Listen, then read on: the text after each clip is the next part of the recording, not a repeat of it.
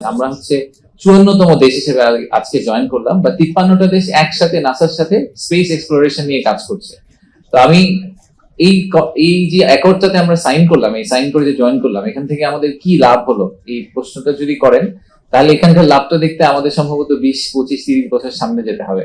তো আমাদের তো স্বপ্নটাকে প্রথম থেকে শুরু করতে হবে। আমাদের যে ইউথ নিয়ে আমরা সবসময় কথা বলি, যে আমাদের ইউথ ইমাজিন করতে জানে, না আওয়ার ইউথ ইজ গ্লোবাল। আমাদের আগের ইউথ, আমাদের জেনারেশন কিন্তু আমরা গ্লোবাল ছিলাম না, কিন্তু এখনকার ইউথ ইজ গ্লোবাল, তাদের এক্সপেকটেশনও গ্লোবাল। তো আমরা যখন ছোটবেলায় বলতাম, আপনি প্রাইমারি স্কুলে গিয়ে লোকজনকে, বাচ্চাদেরকে জিজ্ঞেস করবেন যে আপনারা বড় হয়ে কি হবেন, তো তখন দেখা যায় 50% লোকজন বলে যে তারা অ্যাস্ট্রোনট হতে চায়। তো বাংলাদেশি অ্যাস্ট্রোনট আমরা কবে দেখবো?